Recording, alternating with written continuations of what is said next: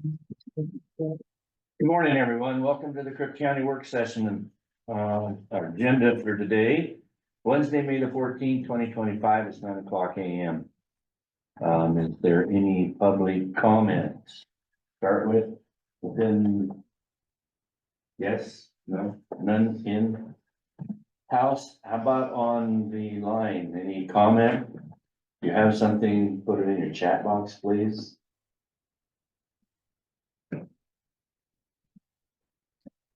I don't see any, so we'll move on to our discussion items. First up is OSU Extension Open Campus. Thank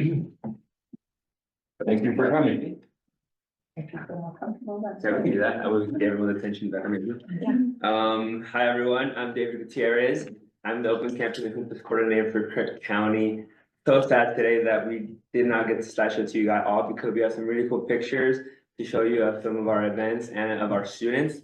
Really bummed out about that, so I'm sorry. Just want to express that. But I'll let my supervisor now, Jennifer, introduce herself. Most of y'all know her. I saw y'all talking to her a bunch. Hi, I'm Jennifer Boyle, previously Jennifer Openlander. I've worked in Open Campus since the inception, basically, and helped bring Becky Munn here when she was hired, worked with Jeff Papke when it first started up, and Tim. Just really excited to share what we've been up to in Crook County and all the impacts that we're having in this community, because we continue to serve the county. David and I are driving into Crook County basically weekly to do some programming. So we'll go ahead and let David continue with his programming, and then I'll kind of add pieces and be happy to answer any questions that you have. So yeah, again, we can mail the slides out. We apologize. We didn't get them. They didn't come through this morning. So that's on us. So we do apologize for that. We can add them afterwards. Okay, yeah, perfect. So anyway, thank you for letting us be here today, and I'll let David go ahead and start. Briefly, introduction to our program. The way we engage out of our participants is through our partnerships through the high schools. We have a series of family night workshops where we talk about the college access process and applying for financial aid, looking for scholarships, and just overall student success in graduating their own high school. That's how we engage students in the workshops. We also engage them in student clubs. My favorite part is college visits.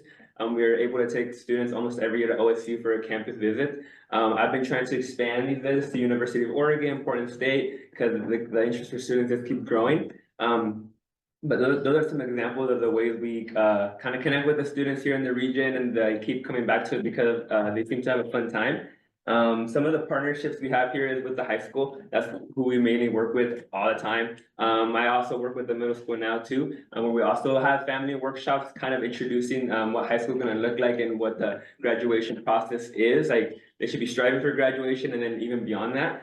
And then we also have a few community-based partnerships with like Crook County on the Move, Crook County Sustainable Food Solutions, Better Together Central Oregon, and I was actually hopefully going to be a part of the Crook County Foundation to review scholarships for the board. So hopefully I'll be a part of that to continue supporting students in their success, because that's a big part of what we do every week, is meeting with students on scholarships and just college applications. On our slideshow, if we had it up there, you'd see that we've helped over 28. We've helped over 56 students over the past year in 2024, but we've helped over 28 college FAFSA applications and Oregon Promise applications, and yes, and 47 scholarship applications throughout the past year, and engaged.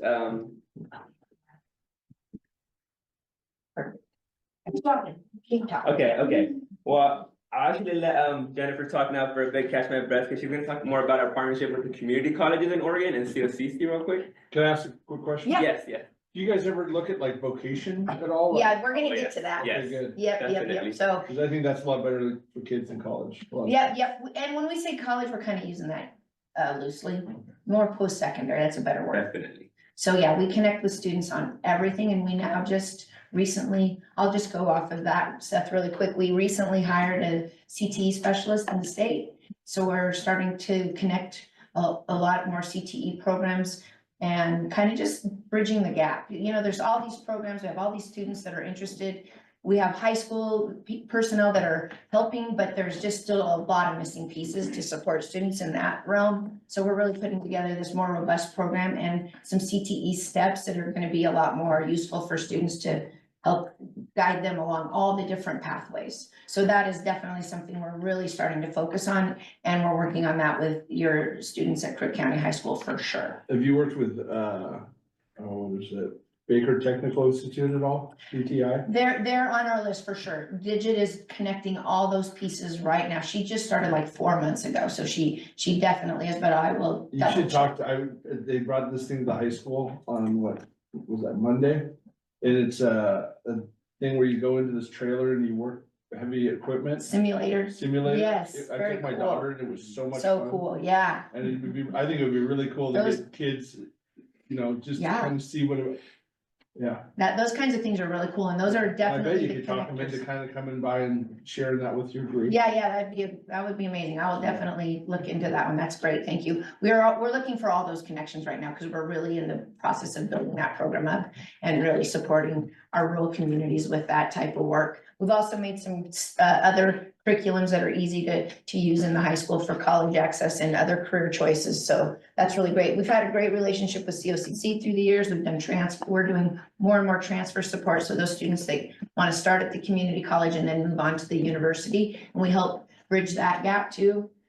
Because there's some missing information there. So they get involved with the community college. They end up with too many credits there. They can't move on to the university. So we're trying to support in that way. And we're here in the summers when the schools are out. So that's really where we make our biggest impacts. His workshops with families, our summer support, and then these new pathways that we're building are really where we're making the greatest impacts in communities. It might feel like we're like doing some of the same work as future centers, but I'm gonna tell you, those future centers are super limited to what they can do. When we get into any future center in any of the schools, they really, really need our support. So I might sound like we're duplicating, but we really aren't. We're actually supplementing and seeing so many more students because of the support we can give. So go ahead, David, I'm sorry. Absolutely. I was just gonna add on to that. We don't have this in the slideshow at all, so when you guys see it, it won't be on there. But over half of the students we actually support are applying to trade schools or CTE institutions. I know for a fact I've helped this past year 8 students, and they've each have tried to apply for PAPE. They try to apply for different Electrical. electrical programs. Sorry, because this is not my wheelhouse. This is definitely her wheelhouse, and I'm just trying to learn about it. The guides that they have made have been super helpful because everything's on there for a student to follow. Me myself, kind of learning the process still. Everything on there is super helpful. I kind of just follow the guide, and I know students follow it, and they have every bit of resources on there to support them. It's super cool. I wish we could show you that because it's in a Google Classroom and it's in the most accessible way for students to kind of access. And we know this because in the high school, they use Google Classroom already. So no problem in access. And that's something we try to minimize is access. Yeah. And she kind of touched on everything more. I mean, we had some really cool pictures up here. We had Yep, if you How can we can move keep on, going, yeah? yeah. to the student pictures. I forgot to move up here. Yep, keep going, keep going. You'll see a picture of a student. So One when you more. do the college visits, do you actually bus them over to OSU? Yes. And let them see because I know my daughter did college visits and actually found the college, we never had heard of it. And it was like amazing, came home, she said, this is where I want to go. And college visits really open up. It's crucial, their- right? Yeah, oh, amazing. For Crucial, choosing yes. where you wanna be. Yes, That's part of it too, is getting these students that don't have those opportunities, and Yeah. schools are limited, so we get to come in and actually support and Yeah. add extra trips. Yeah. So that's really cool. Yeah, we've reserved vans and buses ourselves to take them to Cascades, COCC. But OSU, we almost do a trip to Corvallis every year, take them out of Central Oregon, kind of get that experience. And that's my favorite part of my role is doing that. I know most coordinators in my same role in the state don't do that because they don't have the ability or the capacity, but I will always try to make an effort for that because it's just so much fun seeing their faces lit up, seeing that the possibilities that are there. how for them. many kids do you think you get to take per year out of? Out of Crook County, Yeah. We probably take last year, 18 to 20. That's it though, yeah, not a full bus yet, compared to Madras where But we it's do have a full bus. But students are so excited and they go, and most of the time, they are doing their own college visits already with the high school. So it's pretty hard to catch them on a good day because sports do interfere. Sure, But 20 students, usually being seniors and juniors, is gonna be a good outcome for them graduating and seeing what they do after, for sure. But we're hoping for a bus though, because that's what we usually do and makes it worth the money Yeah, too. we're continuing to grow our relationship with the high school. It's just getting better. They just got a new coordinator in at the Future Center, so we've been in really supporting her because she came in kind of cold turkey in the middle of the year. Yeah. So then this poor senior students were like at a real loss. So that's part of the reason I've been over here every single week since that happened, just to make sure those senior students have stayed on track. And then I'll continue to meet with them all summer. So Is that's a that big the piece. Aspire program? Yeah, the Aspire. Sorry, I call it the Future Center. It's a different name at every high school. So Aspire, Future Center, Career Center, that, all the different high schools call it something differently. So, but we do events in the summer to keep kids active and getting them together. We did a college prep workshop last year, which is really important. And we brought some kids from Prineville to that. Just all kinds of stuff like that, just to keep them moving in the right direction, learning about their post-secondary education. But really quickly, we'll wrap it up. If there's any more questions, we're happy to answer. Or if there's anything we didn't touch on that you'd like to hear more about. no, you're done. Anybody online that has questions? Up there real quick is just, Sorry. sorry, just a picture of it at the summer camp at OSU when they're working in a lab, getting hands-on experience, looking through, that was not the telescope one, but, they're actually making chapstick here, so pretty cool, working chapstick. And some more pictures of just how many students we actually take. For this summer camp, we had 4 students out of the whole state, and I was only able to take 8 students from this region alone. So there's only limited spots for this summer camp, super cool for students. But I was happy that half of my spots were filled from Crook County students because they really wanted to go, they really enjoy our engagement. And then just last parts are their student successes. We can move forward, just a few pictures. There we go. Anna, she's a student intern. She's doing an amazing job working with students at Cascade and at the high school, being a mentor, reaching out to students through phone calls, Zoom, texting meetings, just kind of staying up to date with students we can't reach anymore, or students that she has a better connection with. She's currently at OSU Cascade her 2nd year, and she's on the presidential scholarship, which covers about $10,000 of her tuition. Super cool for her. The next student is our highlight this year, Victor. He actually won the 4 family scholarship this year, which covers $40,000 of his tuition. Wonderful. Yeah, really Yeah, cool. he's pretty cool. He's our highlight. He's been in Juntos for a long time, and this whole senior year, we've just been working almost every other week, meeting, checking in on things, and he's gonna go do nursing at University of Portland. Super excited for him, and he also got other scholarships to cover the rest of his tuition because that college is super expensive. So gotta figure that out. And the last one. He was our highlight last year, but Alexander, he continues his education at OSU Cascades right now, studying nutrition and health. He was also a 4 family recipient, getting $40,000 of his tuition covered last year. He's from Paulina. Yes, yep. Ranch. He's Yes, super Ranch sweet. kids. yes, I Yeah. know his family very well, Yeah. and actually that is a very good story. His father Yes, came yes. here from Yeah. Mexico. Casey Thomas was able to get him, Yeah. yes, that's a very, very heartwarming Yeah. story if you knew the family and how And they came here, David, and yeah, he realized that he had, What did I say? an opportunity. Anna was also a health liaison. yes, he realized with his overweight situation that Yeah. he needed to get help. Yeah. And he embraced the health and nutrition, and this is a very wonderful Yeah. success Yeah, story. yeah. without David, Very wonderful. David worked a lot with Alex. Good job. He has our computer still. We've given him rides to everything. I mean, Yes. this is an example of Yes. open campus really stepping up and maybe putting too much into one student, but that's what we do. Because we saw that this student really, really needed that extra support to make it. Yes. So I drove and picked him up and took him to things. I've met him at Cascades many times to help him think through things. He has my computer still. So that's just an example of us going the extra mile. So Thank you that's very- fun thank you to be very able to much. highlight. So Yes, he thank needed you. that extra year. And again, we're happy, if you have any questions, you can please email them to us, or I'm happy to have conversations, go to lunch. Yes, yes, yes. We'll go Whatever. to lunch again. We have a new dish to try. Yeah. So very- thank you for your time. Yeah, thank you, everyone. Right there, just real quick is what we have coming up this year, which is a lot, same kind of role as past year. But yeah, just thank you, everybody. Thank you so much. Thank you very Thank you. much. Thank you, Thank you. in Thank you for being particular, here. that last job. Yeah, You did It's a fun. wonderful Yeah. job there. really fun. Still Get to at do it, that work. still at it too. Yep, staying in. So next we have the Department of Defense grant for military overlay zone introduction, John Eisler and many Yeah. presenters. Yeah. Take care. So you're up. I'm up. Good morning. Community development has Thank you. two kind of substantial and impressive presentations today, both on very important projects that have been possible through federal grants, which have allowed us to contract with, I think, top-notch consultants. The first one that we're talking about today is our military training route overlay zone. And for that, we were able to contract with Ann Byer, who we all know and love as our former community development director. We also have a number of our federal partners online today, but those introductions are part of the presentation itself. We have a lot to get through, so without further ado, Ms. Ann Byer.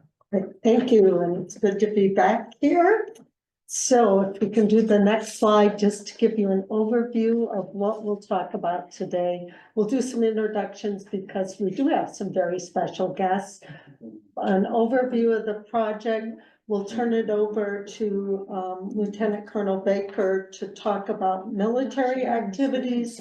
And then we'll talk about the proposed land use changes that will be coming to you later this summer. And I'm sorry, can you hang on? We're gonna make sure that Kim and Ernie are able to get on real Okay, quick. great. Kim doesn't have a microphone in general to unmute. So that one I don't think will be available because she's not making me to unmute for her. She sometimes has two devices. Yeah, sometimes you have the phone as well. Let me see. Ernie. This is the correct Ernie, right? Mhm. Yeah. Okay. And then, yeah, if Kim has a different. Her phone, what's her phone number? That 360 number. Yeah, I think so. number, 360. 360? Yes. Mhm. Yeah.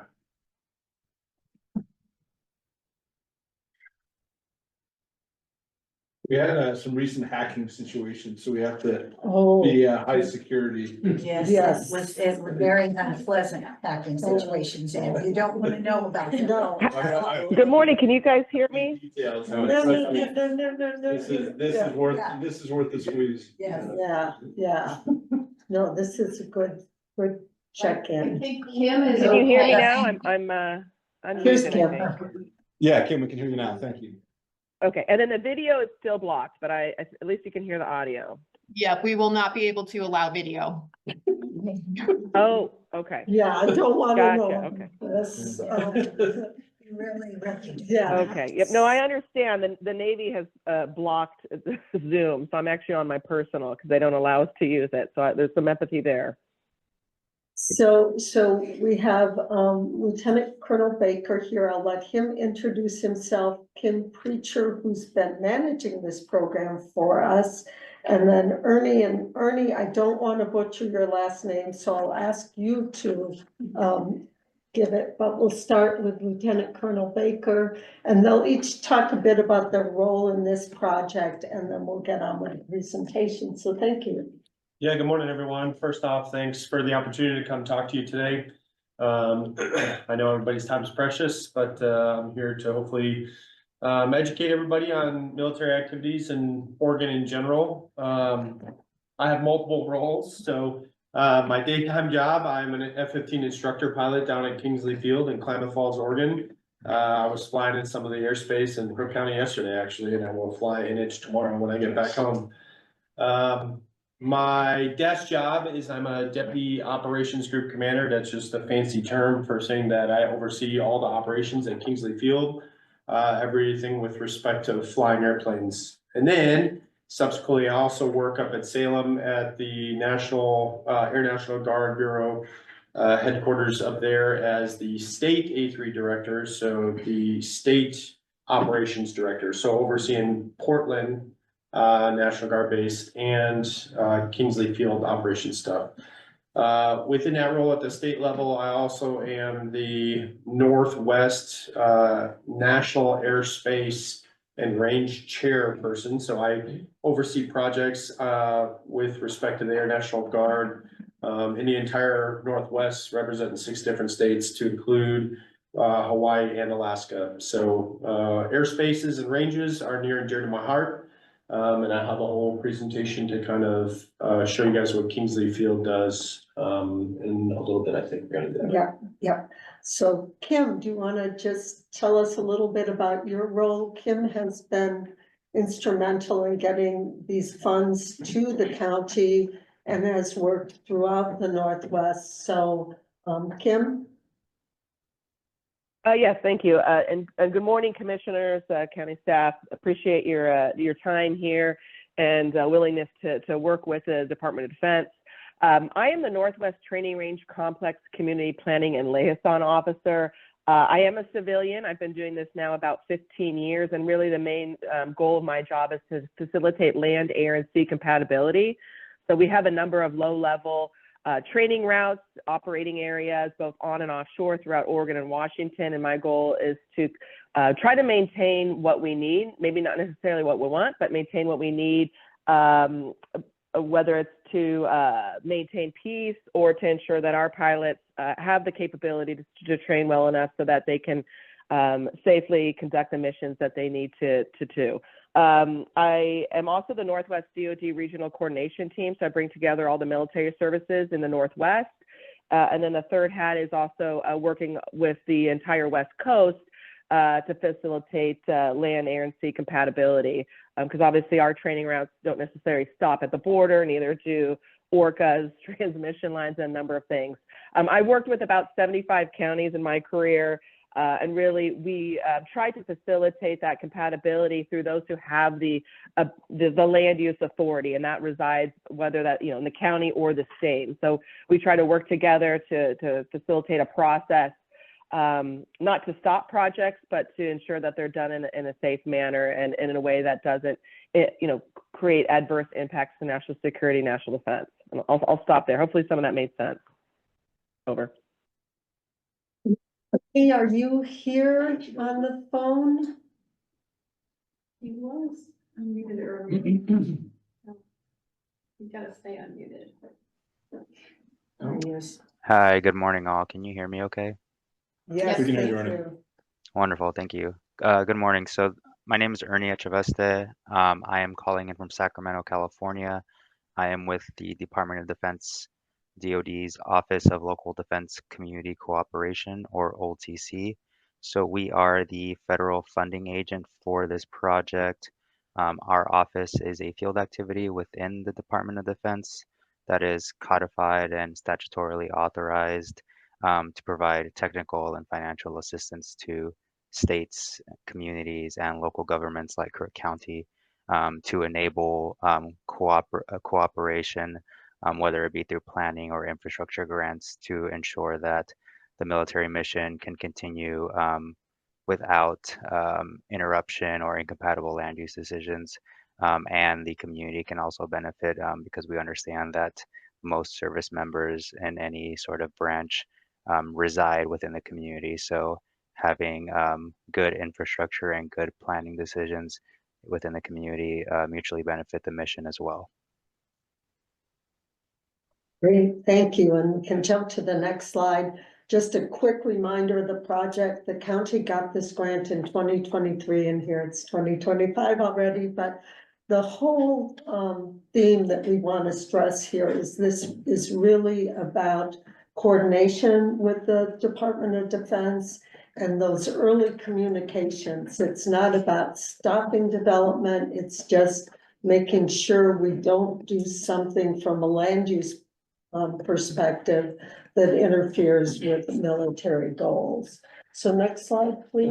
And also like a surprise, right? You Yeah, just wanna no kinda know surprises. what's going on, and so we're not throwing something up that's gonna put you guys in danger or the people that are building in danger, and I think Yes. that makes a lot of sense to me. Yeah, I think, and Kim will certainly stress this, and so will Lieutenant Colonel Baker, that it's really a no surprise kind of thing. So just in general, the next slide, We have special use airspace and military training routes here in the county, mostly in the eastern part of the county. So none in downtown Prineville, for example. And these connect throughout the Northwest, and I'll just turn it over to Lieutenant Colonel Baker at this point. So if you Other could jump to presentation? his slideshow, because he can speak to this much better than I can. I'll stand in the back here.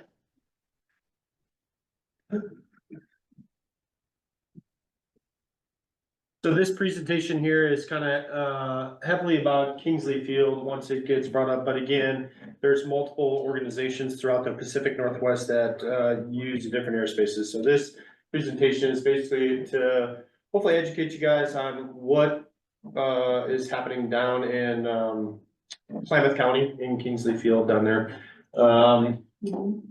Okay, so this, I'll try to be quick, but stop me if you have any questions at any time. So this is an F-15C, that's the airplane we fly. This is our fancy painted one.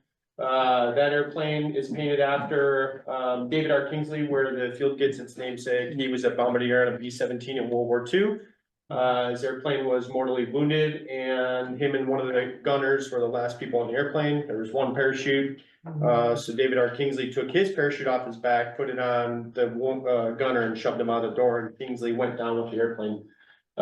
So we take a lot to that namesake. He's a Medal of Honor recipient from World War II. The base was aimed after him, and that airplane, it was painted after his B-17 paint scheme in World War II. And if you look on the inside of the tail of the airplane, there's actually a silhouette of David Kingsley in there, so it's pretty cool.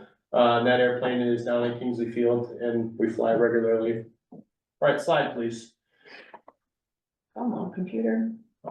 There it is. All right, just an overview of what we'll go through. Obviously, some fancy pictures. Obviously, both Kingsley and Portland are going through transition. So Portland is going from the F-15C to the F-15EX, which is a very capable airplane, and Kingsley is going from the F-15C to the F-35, which is the latest and greatest of fighters out there. So, slide please. This is the wing leadership. This is just pictures of all the group and wing commanders there. I work directly for Colonel Gadinsky there, the fighter wing commander, who's the head guy in charge of the entire base. Just remember that we're all citizen soldiers, I guess, right? Or citizen airmen. We're all, coaches of the local soccer team, and we're heavily involved in our local community. So although it looks pretty official up there with all the photos, we are all, deeply involved in our community, and it's a small community down there. Klamath Falls, much like Pineville here. Slide. Okay, Kingsley Field has been around for a very long time. Originally, the Navy owned it back in the 50s and 60s, but it was turned over to the Air Force. And we've been training fighter pilots for 4 decades. We started off training in the F-4, which is the left picture there, moving up to the F-16, and then moving over the F-15 there. And then in the future, we're gonna get F-35. So over 40 years, Kingsley Field, to a very high degree of success, has been training fighter pilots every single day. Slide. Okay, the mission of Kingsley Field is our airmen trained fighter pilots support combat operations and serve Oregon in the land of no slack. That's kind of our mantra. We got a little patch on here that says no slack. So we don't slack off, and the program is very hard to get through. So with an Air National Guard unit, you have both a state and federal mission.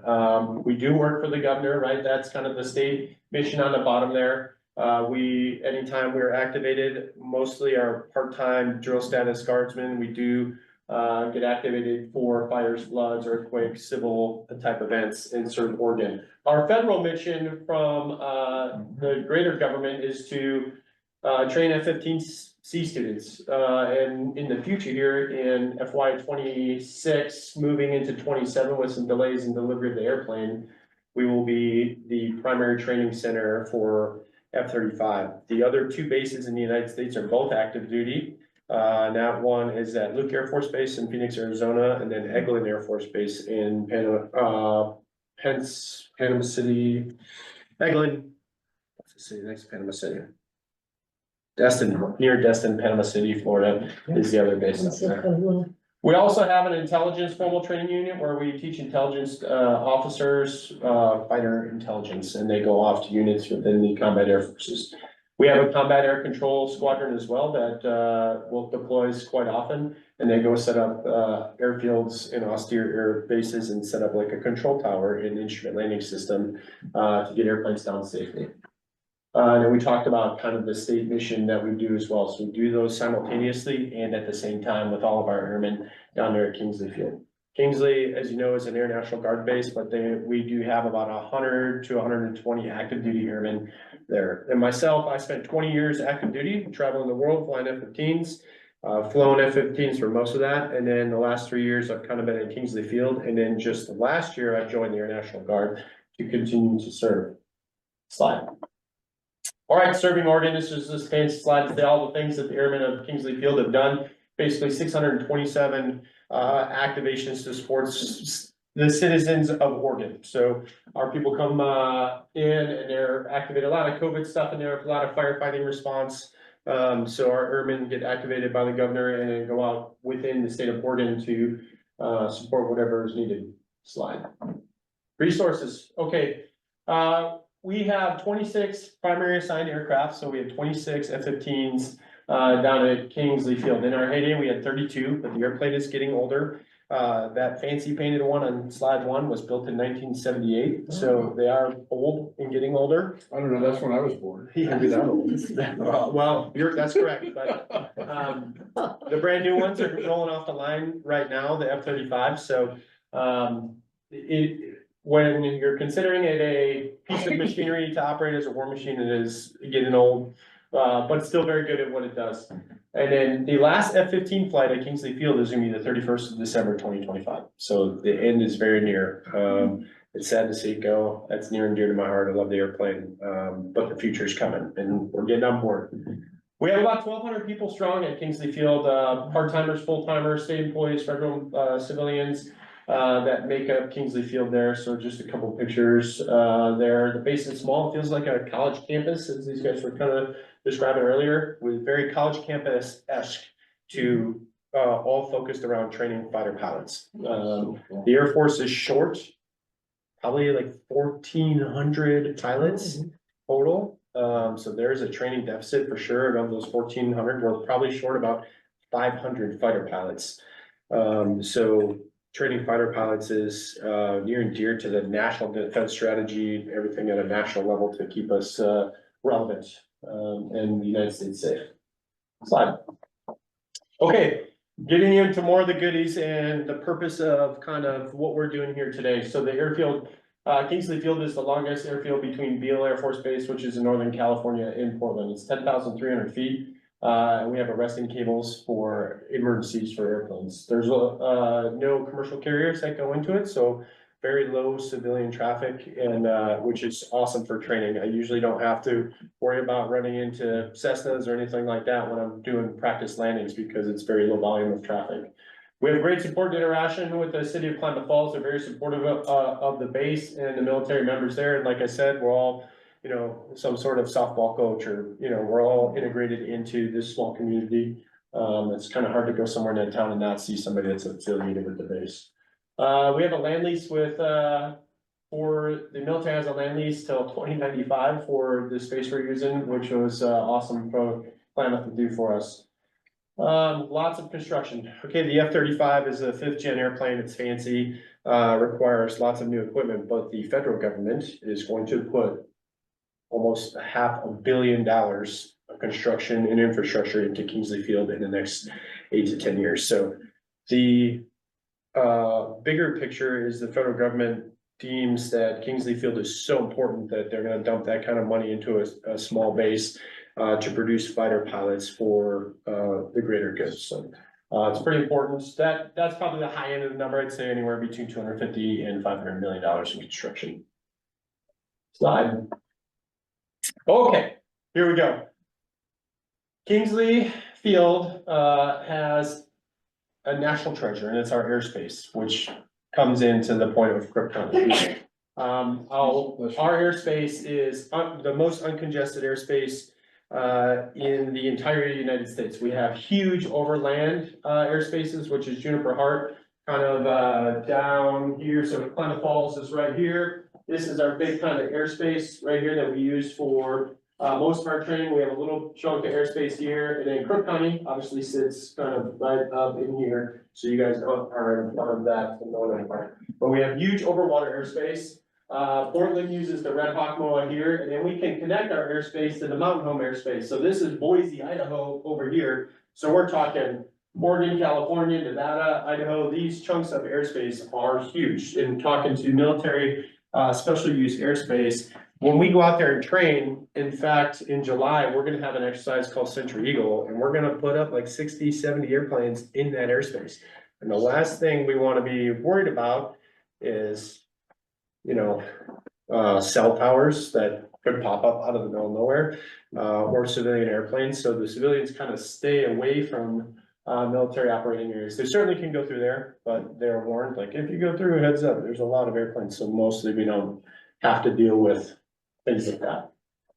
But this is a national treasure. Anywhere else in the entire United Airspace, the National Airspace System and the FAA is trying to take away military airspace because commercial airline traffic the industry is just growing and growing and growing, and it's getting more busy.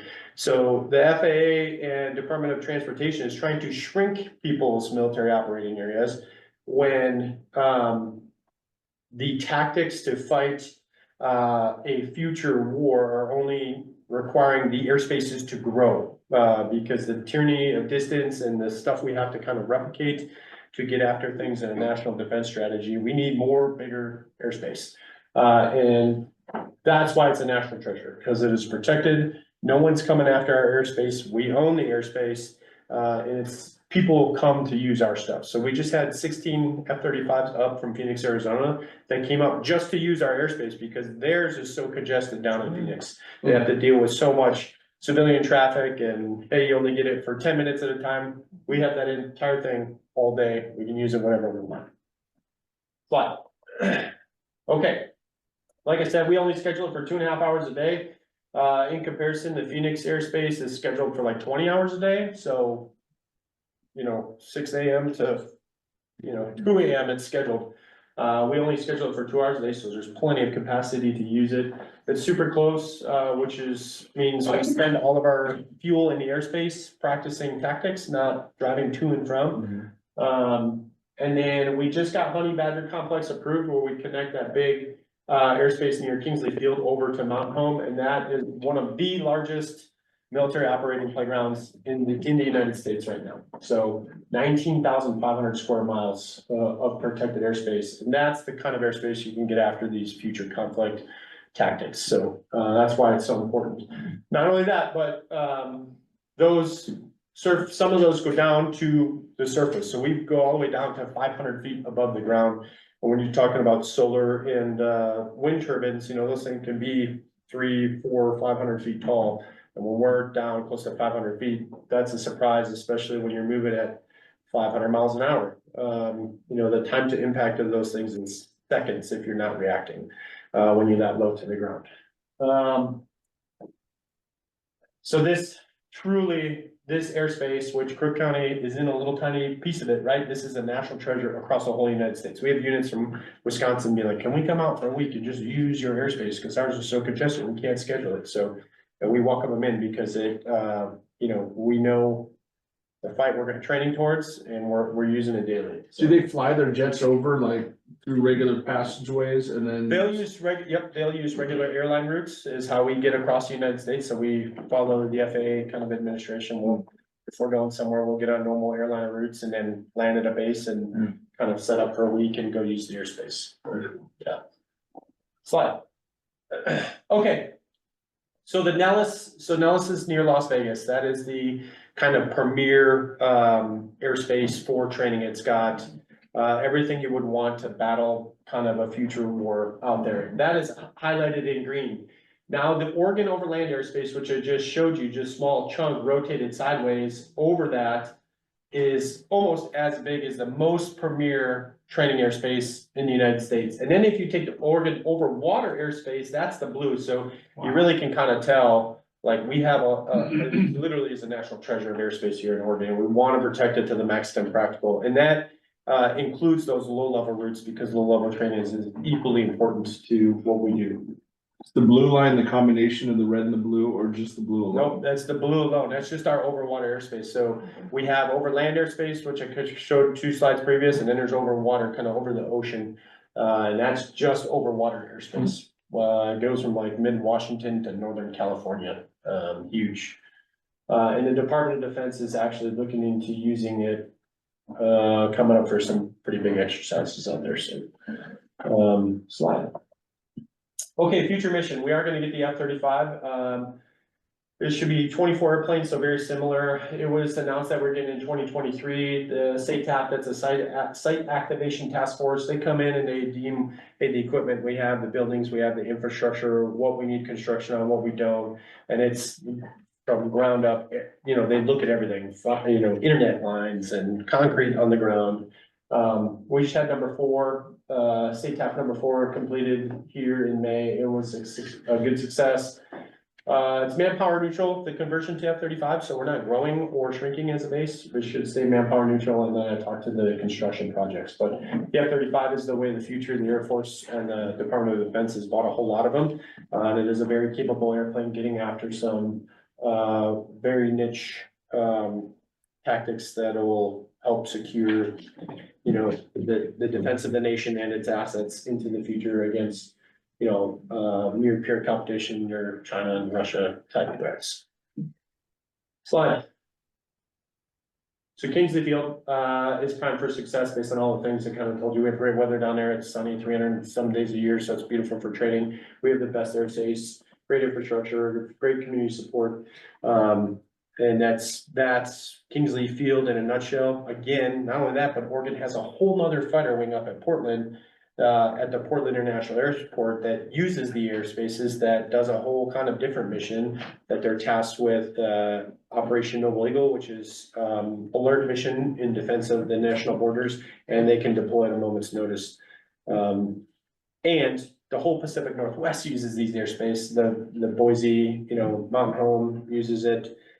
Travis Air Force Base, the guys up in Washington use it. So it's not just Kingsley Field. I know this is a very heavily Kingsley Field, just to kind of educate you on what we do down there, but there's a lot of entities that want to use this protected airspace to get after some training objectives to keep us all safe. So, slide, I think that's all I have for this presentation. I'll be happy to answer questions as we go through. Any questions right now? No, very good presentation. Thank you. Yeah, It's super interesting. What happens with F-15s after they're retired? It's not the kind of thing you auction off, right? No, Looking to buy one, John? Well, it'd be cool if I had the money. You'd be zipping around. Yeah. If they are getting old, so the older ones have a shelf life. They hit a certain amount of hours, and they'll actually go to the boneyard. It's near Tucson, where it's just a giant, it's just a giant airfield with airplanes all over it. You can Google it, it's interesting. What about the ones in Mojave? I know there's a boneyard. We used to drive by it. Are those military or are those, I know Elvis's plane used to be there in Mojave. I'm not sure of that one. That one might be a civilian one, but I know there's one in Tucson that is, it's all military airplanes. And then if they have life left on them, they'll go out to other Air National Guard units that still fly the F-15. So we'll keep flying it. The DoD will probably keep flying it in the 2027, 2030. Somewhere. That Kingsley plane probably going to a museum somewhere?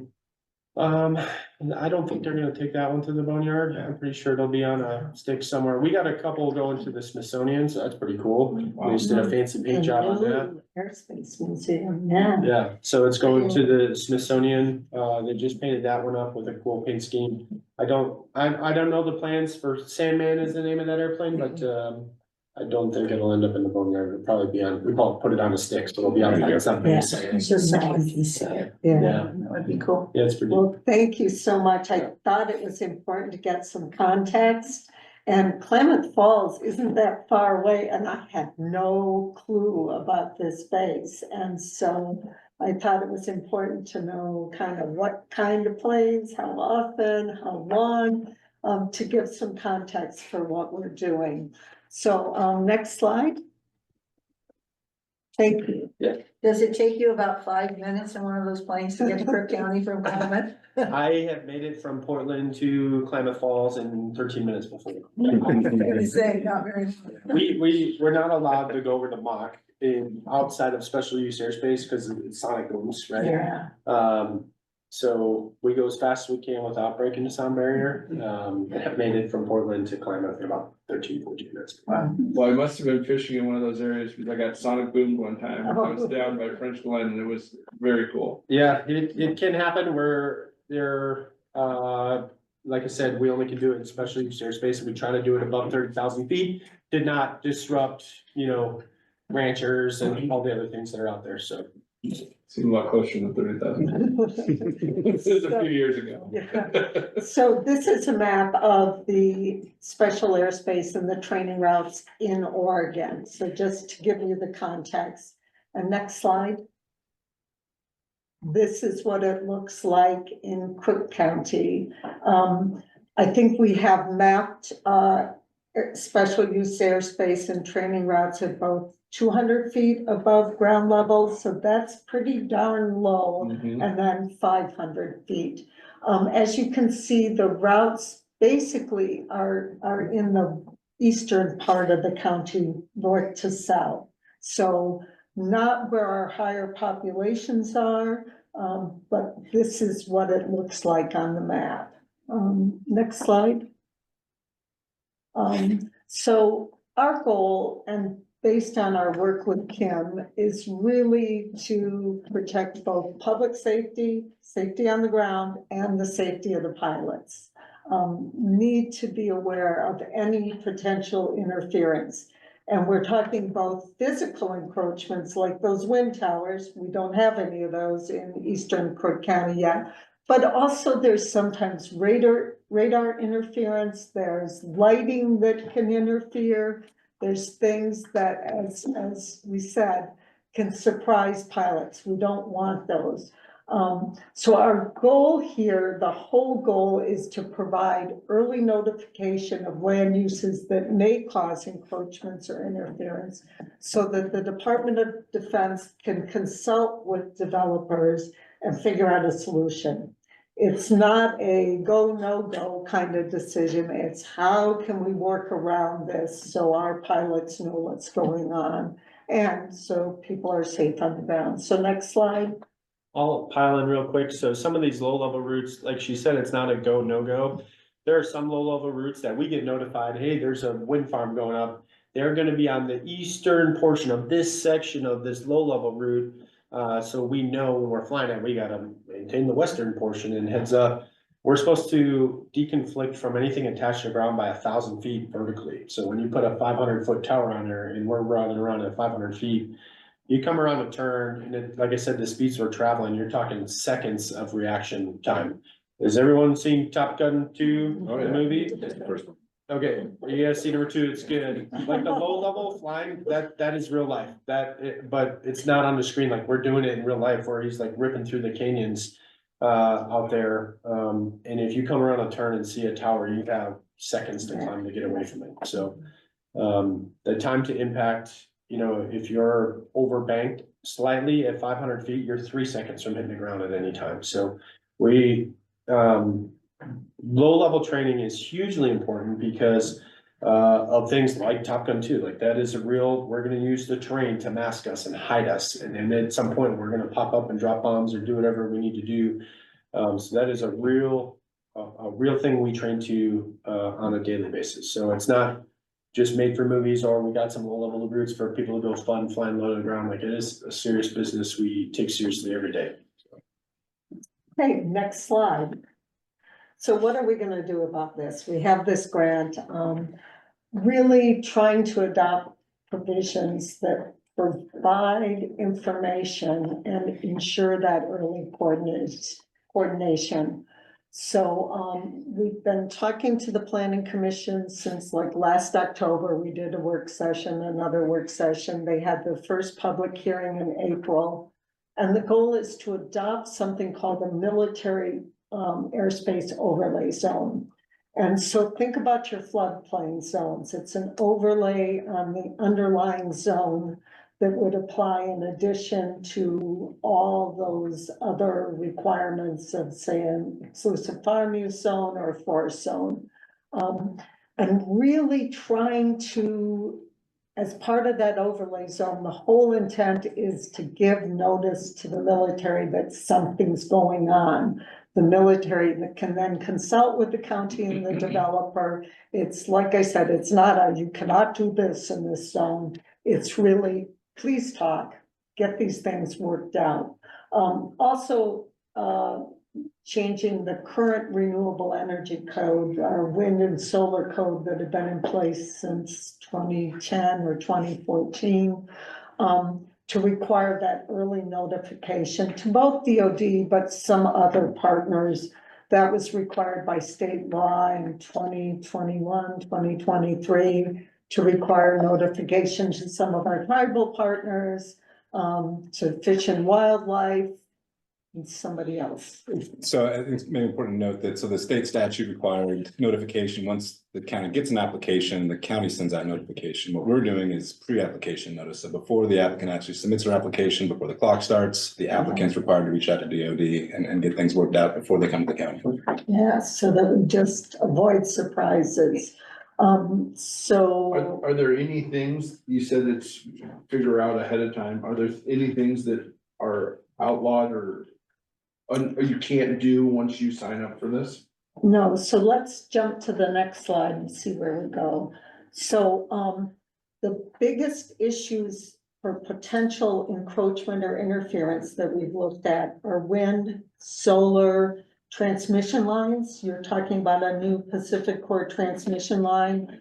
And then the other one, which I know there are a few in Eastern Crook County, private airspace, right? We permit those, not regularly, but every 5 years or so, somebody says, I want an airstrip. And just to let the military know those are going on.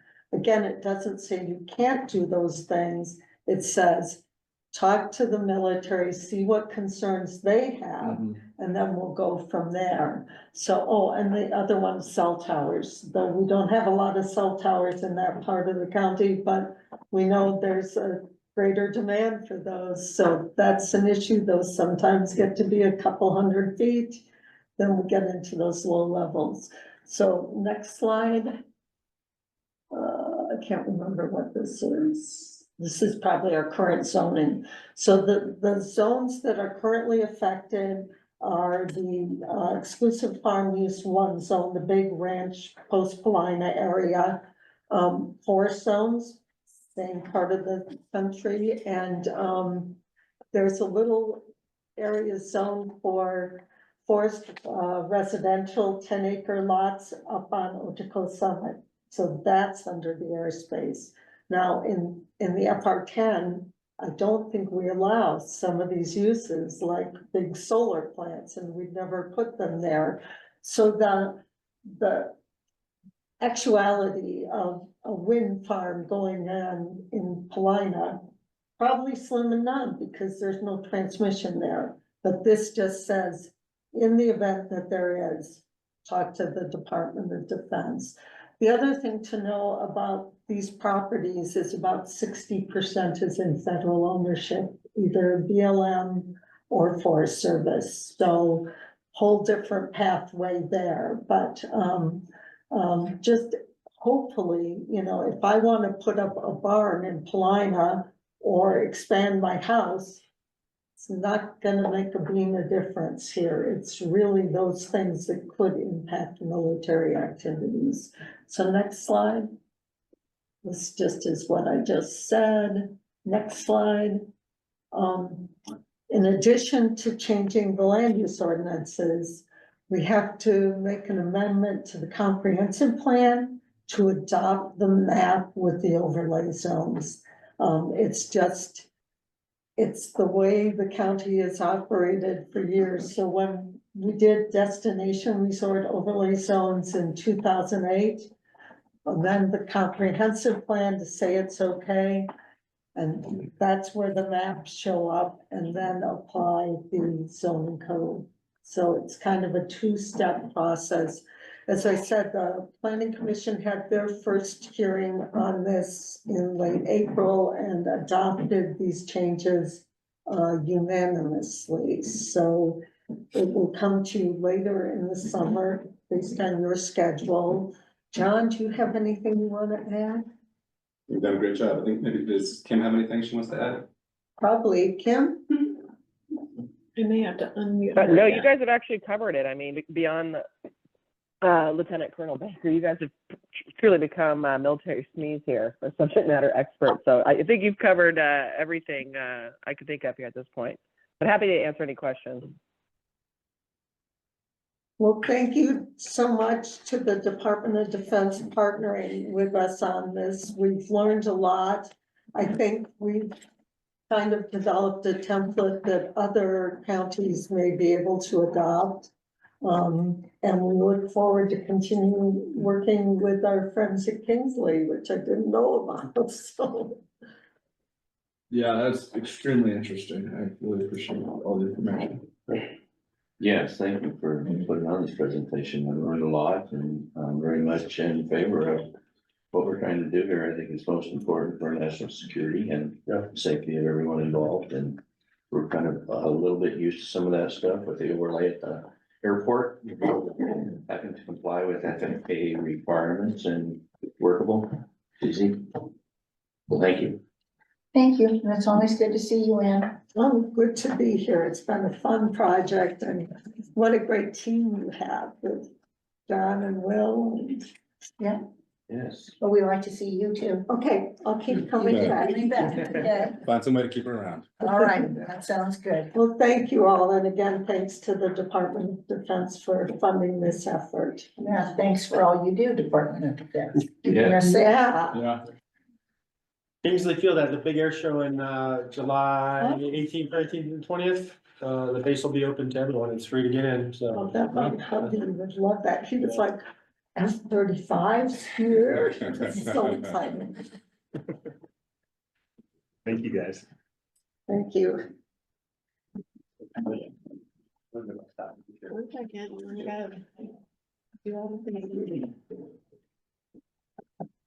Thank you, David and Rebecca. Okay.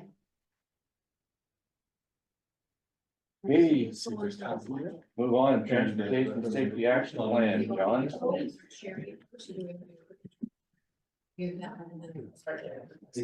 Can I? See you later. Bye.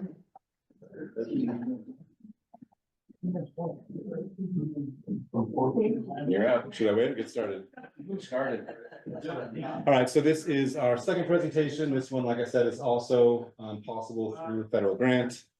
This one is our Transportation Safety Action Plan that is coming on the heels of and building off of our Transportation Systems Plan. So this is the TSAP versus the TSP, and it can get kind of confusing, kind of like the stiff and the stiff, how we pronounce that. You can also call this one the SS4A, the Safe Streets for All program. But for both of these projects, we've had Parametrics as our consultant. They've done a stellar job. I've been really impressed with their professionalism and their quality of work. Erin David, their senior planner, has been the one kind of leading the charge on this, and she's the one that's going to be presenting today. So, Erin, can you hear us? Yes, I can hear you. Can you hear me? I can hear you perfectly. Great. And are you sharing the presentation from there, or I'm? Yes. Okay. Yeah, it's about perfect. Great. All right. Well, yeah, good morning, everyone, and echoing the sentiment of the last presenters, thank you so much for your time. I know there's a lot to get through in these presentations, but I'm excited to share an update about the Transportation Safety Action Plan with you today. As John mentioned, I'm Erin David. I'm a senior transportation planner with Parametrics. I've been involved in both the Transportation System Plan update, and I'm leading our team's efforts on the Safety Action Plan, which is building very closely from that Transportation System Plan update process. Next slide, please. Quick agenda for today. I'll share a quick overview of what a Transportation Safety Action Plan is, how it relates more directly to the TSP, provide a couple of updates on the tasks that our team has been working on that really set the foundation for where this plan is moving forward. And then primarily want to focus discussion with you all today on the county's commitment to improving safety. This is a key element of both complying with the grant requirements of the grant that is funding this effort, as well as creating a safety action plan that can qualify the county for future federal funding as well. So we'll talk more about that then, and just highlight a few of our next steps. Next slide. And next slide, please. Great. So a transportation safety action plan is a plan that has an exclusive focus on transportation safety. Whereas the transportation system plan update looks at safety, but it also looks at, do we have enough capacity on our roadways? How are our intersections performing? There are a lot of different elements that go into how a transportation system functions. And this opportunity here with the safety action plan allows us just to dive deeper into the question of roadway safety. A TSAP establishes a goal for reducing or eliminating our most serious crashes, so those that result in a serious life-altering injury or a fatality. Within the plan, it will identify strategies to help achieve this goal. That includes infrastructure changes, so changes to our roadways, to our intersections. We talk about countermeasures a lot, which is really a term about kind of what are those solutions to the safety issues that we're seeing. When we look at our safety data and we understand the trends that are happening, what is known to have a positive outcome in reducing those serious crashes. We will also include a series of policies and processes as well as programs. And this is looking at sort of all of those non-infrastructure pieces. How does the county make decisions? Are there key partnerships that we really want to highlight? How can we make sure we're getting information out to community members more effectively and really integrating safety into every decision that's made around the transportation system? Key to a safety action plan is a really in-depth analysis of crash data, as well as engaging with the community, county staff, project partners, and other interested parties. Next slide, please. So a little bit more about how the TSAP is different from the Transportation System Plan. The Transportation System Plan is a 20-year plan that guides investments for all modes of transportation within the county. It aligns with state guidelines for transportation planning and is a key component of how the county can seek funding and really comply with sort of state guidelines more specifically. The TSAP will build on that effort. We are not seeking to duplicate anything that's been done through the TSP, but really is sort of taking it a step further to provide additional insight into the safety challenges and the opportunities that are available to help increase transportation safety.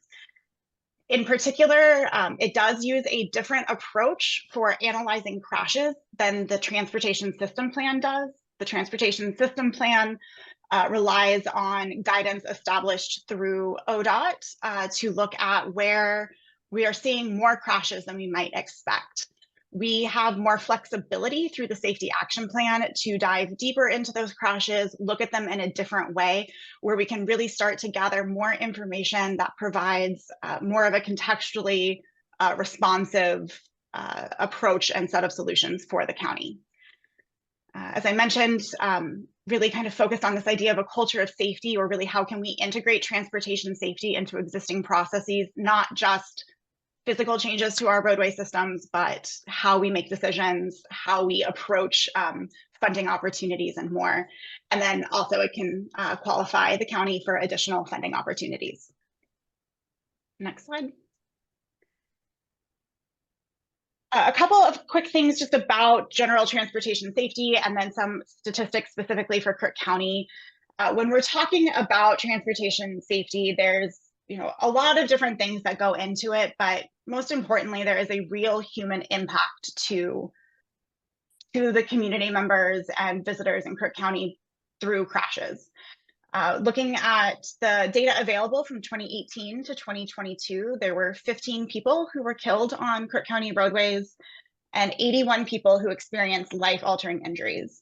So really at the foundation of what we are talking about, what we are working towards is helping to protect Crook County community members and recognizing that there is a true community, human, family impact to every crash that happens.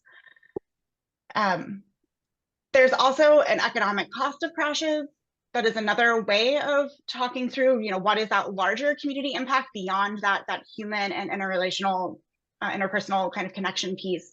And the numbers in the table on the right-hand side come from the most recent state transportation safety plan that's currently being updated, but this is the one that's most recent and published. And so you can see that, based on the severity of crash and where the crash happens, there is a real economic cost to our communities as well. This is everything from, personal costs that relate to repairing your vehicle and all of the different medical costs that go into it, but as well as, emergency response, repairing our roadways, the sort of just different maintenance activities that need to come up from responding to that crash. So this is another piece to consider in looking at transportation safety.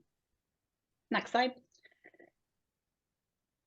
A couple of kind of high-level trends that we're seeing in the data so far. So just broadly speaking, there were about 850 total crashes that were reported between 2018 and 2022. Again, this relies purely on reported crashes, and so is one element of what we are looking at.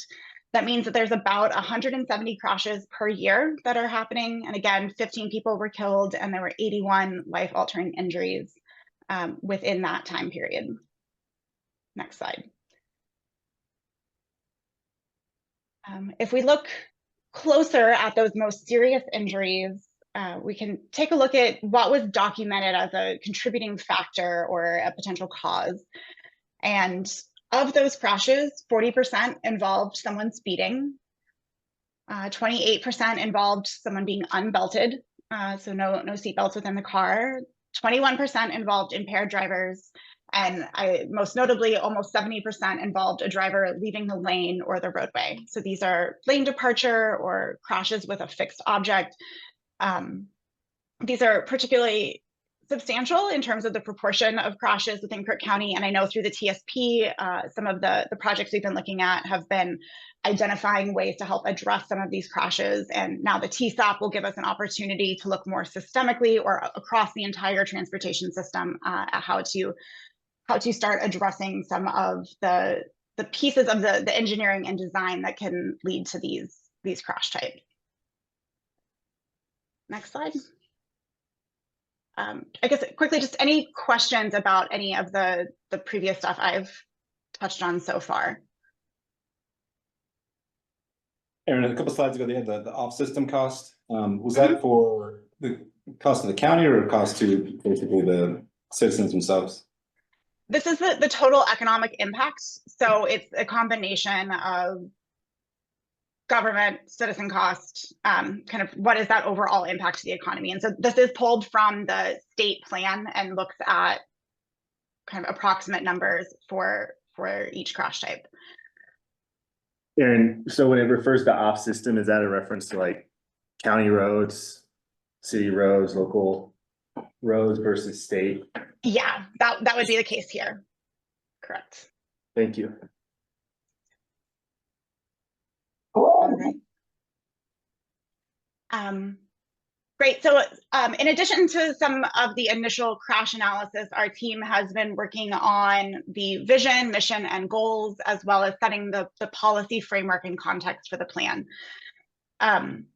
So for the vision here, I will go ahead and just read this. We're proposing that the vision and mission are that Crook County is committed to reducing traffic deaths and serious injuries on all county roadways.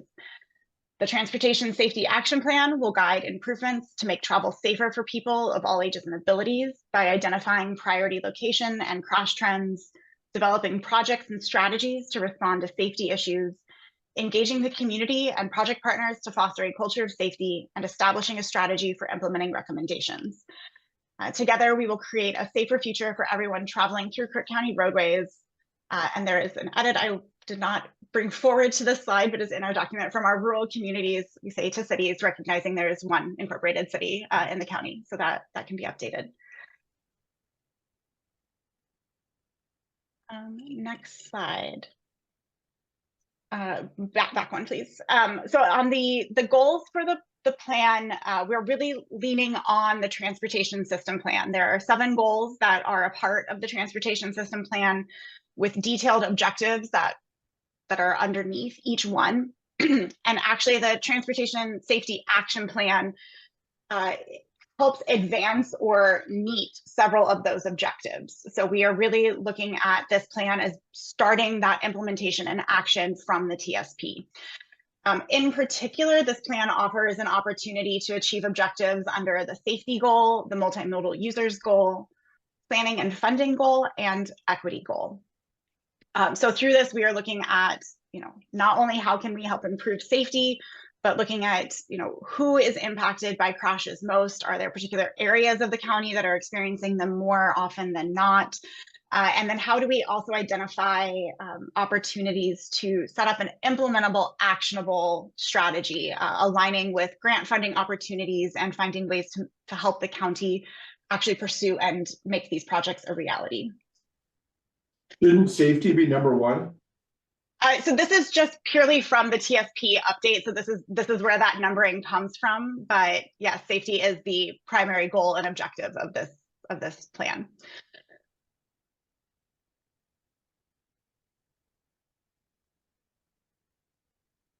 Great.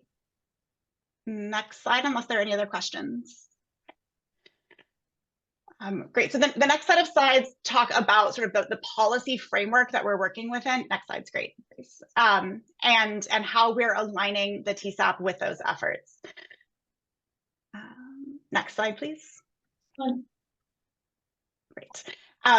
So first, the Transportation Safety Action Plan is built on the Safe System approach. This is the U.S. Department of Transportation's adopted approach to help address and mitigate risks in the transportation system.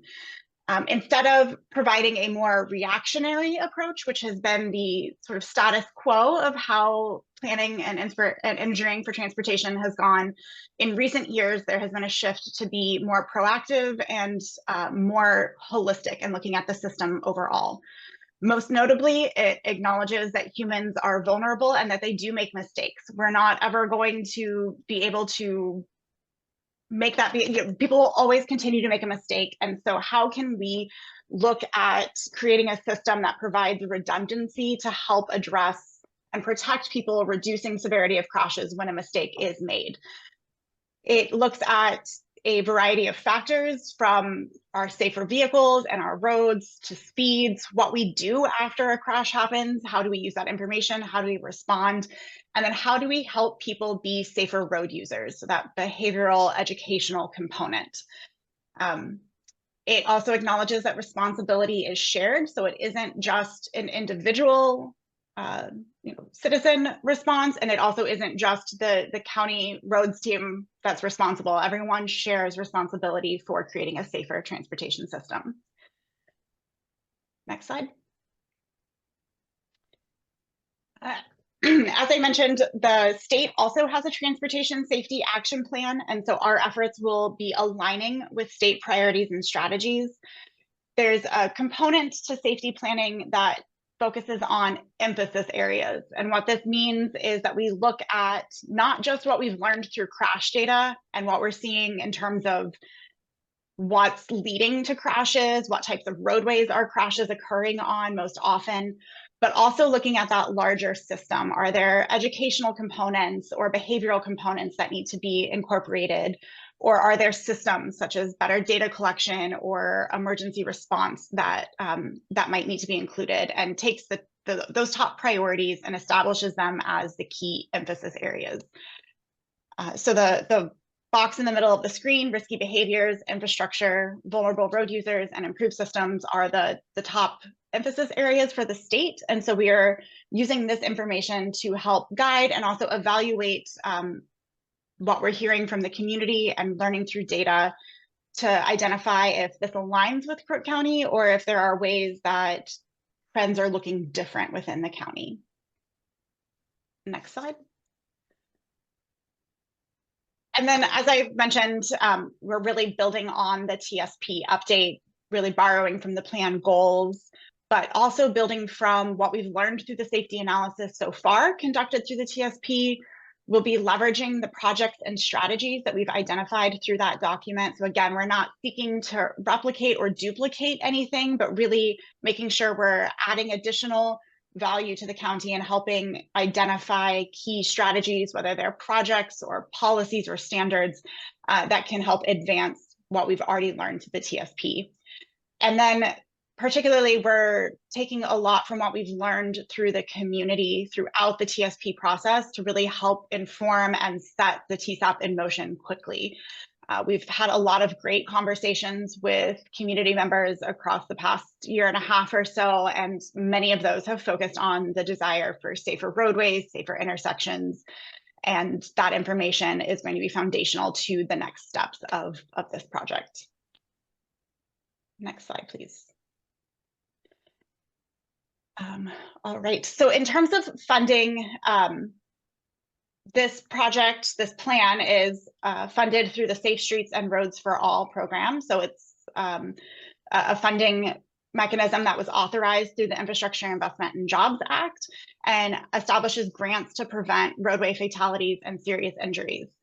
That funding authorization expires in 2026. So following the adoption of this plan this year, there would be one more funding opportunity that the county could apply for. There are different project types that are associated with that funding, including implementation, so meaning actual design and construction of projects, or additional supplemental and demonstration projects. And these types of projects vary, and as we identify recommendations in our planning efforts now, we can help identify if there's anything that would, where those would qualify under this funding program if the county desires to seek funding in 2026 through SS4A. Next slide. Just really briefly, there are specific guidelines that are required from the Transportation Safety Action Plan document and process. This is both in response to the funding that you have currently and also if you want to qualify for future funding. Most notably, and where my following slides will go, are around a public commitment to reduce or eliminate serious crashes. So this requirement asks for a high-ranking public official or elected body to make a public commitment, declaration, resolution that states that you're committed to eliminating or reducing serious crashes and establishing a target date and a type of reduction. How much, what is that reduction and by what date are we looking to achieve that? The plan also needs to be developed with a task force. So we are continuing the project advisory committee that has been providing advice throughout the TSP process, and they will continue through this effort. A detailed safety analysis, community and project partner engagement, looking beyond just physical projects, but also looking at policies, programs, and processes, and then setting up a system for increased transparency. So a big component of SS4A is to be able to provide information broadly to the public, so making the plan publicly available and having a set of metrics that the county can track over time and share about progress towards reaching the goals of the plan. Next slide. Any questions about what I just covered or any of the prior slides? No, none for mine. No, thank you. The only question I would have is, how effective is this to get ODOT to actually fix safety issues on our roads? We had a fatality on the grade a couple years ago, and I mean, they did a little bit of a fix. But it's really frustrating to me that when you bring things like that, which we were telling them about that years and years in advance, that they were not willing or able to, and I know you don't work for ODOT, but it just, it's so frustrating that they want to put a bunch of money into bike paths, but not to fix actual safety on roads. And can you speak to that at all? Does this put us in a stronger position to be able to hold them accountable, or I don't know? Yeah, that's a really great question. And you're right, I don't work for ODOT, so I cannot speak for them. I know that this is a common question among communities across the state. I do think that what this can help with is it establishes both the county's commitment to improving safety and helps start identifying solutions. So if you have a known project and this is how you want to solve it, it's easier to apply for grants or to have those conversations of this is how, we've done the analysis, we have a recommended preliminary design. That information can help with those conversations. I think a lot in terms of ODOT's process will rely very much on their funding and their systems. I know that they have a particular program looking at the safety priority index system is how they have been working through some of the highest safety need areas in the state. And so there's a lot to that unfortunately I can't speak to, but providing the county with information to more not more proactively, but be able to speak to more fully, this is what we know, we have this, we've invested this, I think can help improve those conversations. And then it also, again, opens up other funding opportunities to help advance projects to help hopefully improve those partnership opportunities with ODOT as well. I know that's not an entirely satisfying answer, but I hope it helps answer some. So Aaron, this is Will, I'm just gonna jump in real quick. I think what's important, Commissioner Crawford, about the Transportation Safety Action Plan is that it affords us an opportunity to say, hey, that's a safety issue, that's a safety concern right there, put it in a plan. And then in an ideal world, it will open up funding opportunities to address that specific issue. And Aaron, if I said anything wrong, please correct me, but I think it helps us focus on those specific safety concerns instead of just talking about it. Say we're committed to fixing these problems that we've identified, and now we need federal funding support, state funding support. And then through this, and if we don't do it, then we're no better than those that aren't taking care of it because we're not bringing it to highlight. We're highlighting it.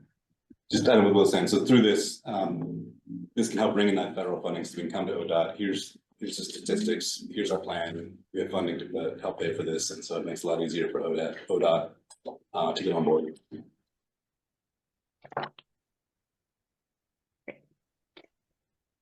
Perfect, so I'm going to share a couple of examples about what that public commitment might look like, and then I'm interested in a discussion and questions from you all to help set up what that public commitment might be and what our next steps would be to be reaching that. And so again, this is stated that it needs to be by a high-ranking official or elected body.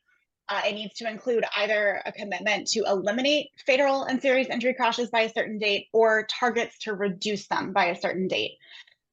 We've provided some resolutions, the full resolution from other communities within the meeting materials, but I wanted to highlight a couple of other examples that I think cover some of the options. They just cover more of the options that are available. So next slide, please. Yeah, here's a collection from different size jurisdictions, different context jurisdictions. The first one, for example, is to reduce fatal and serious injury crashes by 50% by 2050 with an eventual goal of eliminating all serious crashes.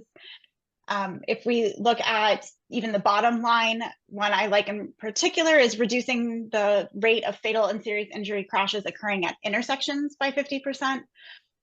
So we can start to look at both, what does that reduction look like, but do we want to focus on a particular type of crash? So for instance, if we know that lane departure crashes are contributing to are the biggest contributor to serious and fatal crashes within Crook County, is that where we might want to focus our efforts? What type of reduction or what type of commitment can we strive for together and help shape a plan that works towards that commitment? And I think my next slide is just about questions. We can leave this one. Yeah, we can leave that slide up, but are there any questions about these or what it means to make a commitment towards reducing or eliminating serious crashes? Aaron, is it okay if I ask a quick question? Is this really just about what the county is willing to commit to, or is there a benefit to going one direction or another. You know, the samples provided are all a little bit different. Is there a reason to go one direction or the other? Or is it just really what the county's willing to commit to? It's really more what the county is willing to commit to. This can be a tricky discussion because, you know, we know, again, humans make mistakes, and there are a lot of things that need to be put in place to create a system that's fully redundant to help address those mistakes. And so eliminating crashes is usually, you know, that's one we don't often see. So the reduction really goes back to, you know, what is the county willing to work towards and commit to. And I don't think that there's a particular direction that would say make it better for funding opportunities. It's just really what is the county willing to do. We talked about commitments and deliverables of those commitments. What is the potential for adversary results if we can't reduce it by 50% in 2050, or what happens if we haven't eliminated the serious crashes, or, you know, on and on, you know, what we're committing to do? Yeah, that's a great question. There's no, like, if you don't reach this, then this happens. It just provides a benchmark by which to track your progress. And it helps also direct, you know, if the top priority projects are all around reducing those lane departure crashes, we can say these are priority because we know those are the most serious and this is what we've committed to. So there's no negative repercussions for not reaching it, but it's helping to build, you know, our elected body has committed to this and also buys into it. And so it helps provide that overall sort of culture of safety.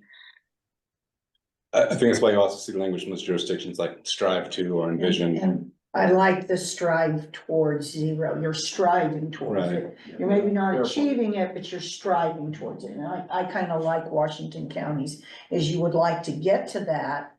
You know, you may not, but that's the goal that you want. So I like that language the best out of all of it. We'd love to get to zero. Oh, everybody would. Right. But that's Yes. not what you're going to get, but striving towards it, to me, you know, when you get to the 50% with an eventual goal to eliminate, I don't think you're ever going to eliminate a fatality. In the perfect world, yes, but you're not in a perfect world. So striving towards that, to me, is a more attainable goal. I totally agree. And I like Washington counties.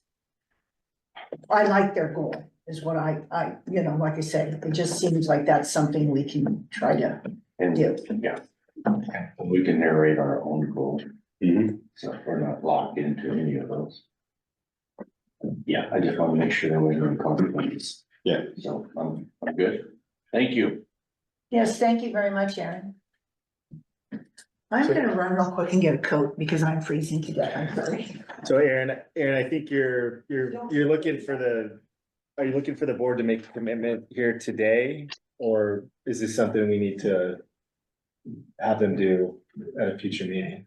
Yeah. So I think that's a question for you, just procedurally, how that would work within the county. I was assuming it'd likely be a future meeting that you would need that. I do, you know, the striving towards is a really great piece, and I want to look back and make sure that that language alone suffices. It does say that there should be a date in mind. And so, for instance, I could imagine that in our continued safety analysis, if we identify a particular type or location of crash, that might be a place where we can help direct more focused efforts around to identify a date of some sort of benchmark.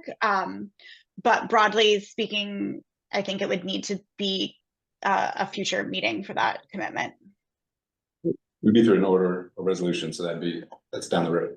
Okay. And our team is happy to provide other information to help further shape that as needed. But John, I think that's something you and I can continue to talk through. Absolutely. Right. Thank you, everyone. Thank you, Aaron. Thank you, Aaron. Appreciate it. Really good. Your staff will work on the next procedures and we'll move forward in that. Great, thank you. Okay, Jackie. So, I'm just looking to wrap up our solid waste management plan that we've been working on for a little over a year now. We worked with JRMA to finalize the plan. Hopefully you all remember Kevin McCarthy coming and making his presentation the last time. There was no comments received after that or questions, except for a few that Will had. We had a conference call about 2 weeks ago or something like that, just to wrap up his questions. But I think we're ready to adopt the plan, finish that out, so just asking if that works for the county, if we can get that completed and approved. Yeah, Yeah. good job. Thank you, Does Jeff. anything with this new recyclable have to be addressed in this? It is in the plan, a big portion of it actually, mostly a recycling facility center that he proposed and showed some blueprints of that's possible as we move forward if funding is reimbursed. It's a way for how we can expand that. And then it also just kind of talks about the guidelines for the program, what's expected of us going forward. That we know so far. Yeah, I'm good. Can we just put this on a consent agenda for You don't have any time next regular constraints? meeting? No, Okay, perfect. Thanks, Jack. Thank you. Jackie, thank you for all your work on Thank this. you. Appreciate it.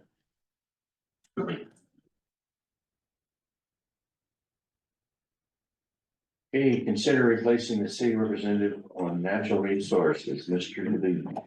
Good morning. Good Good morning. morning, Tim. So in 2018, when the county created the Natural Resources Advisory Committee and a set of bylaws were adopted, we have 9 to 11 positions. And in the original appointments, the county commission, county court then appointed Teresa Rodriguez, who was a city council person for Prineville now, Teresa Rumble. And when her term expired in December of 21, she chose not to run for reelection. And so with her term expiring, she resigned from the committee.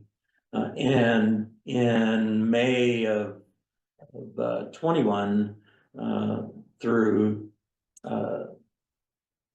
applications and interviews, the commission appointed Casey Kaiser, who's then assistant city planner, to another 4-year term in that position. And the commission's and the advisory committee's feelings at the time, while not spoken clearly in the bylaws, was that with the Crook County's only municipal government, the city of Prineville, that it was important to have one position representing the city on that advisory committee.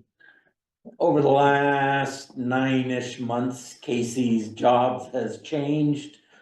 He's not as active as he would like to be. And in fact, he hasn't been at a meeting probably in 8-9 months. He's still engaged through our emails and other kinds of stuff, but he just hadn't been able to make a meeting. And so in my conversations with Casey about the importance of having somebody there, if we're gonna have the position, we should have somebody there. He had a conversation with Shane Howard, who's now councilman, recently elected, I think, a year maybe ago.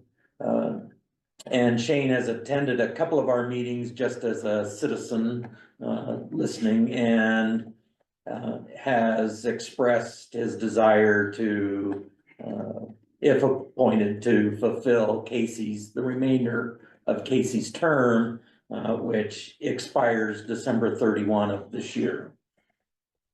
So it's, and then with all terms expiring, all applicants, if they want to renew, still fill out another application and go through that application process.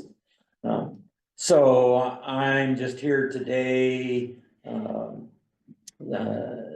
The city is represented by Casey, has asked that the commission consider appointing Shane to finish Casey's term. And so that the city can become once again sort of an active partner on that Natural Resources Advisory Committee. So before you, I think you have Shane's application and open for discussion. So is it specifically laid out that we have a spot for the city? The city? No, like I said, in the bylaws, it is not specific. The bylaws only speak to 9 to 11 individuals. But in those early discussions, when you filled that original slate, you appointed Teresa as a representative and felt that again, that it was important that one of those 11 positions originally was a city position. Again, it's not spelled out in the bylaws, but it always has been. Is it spelled out on the proper way to bring additional members onto it? I mean, is this an acceptable practice?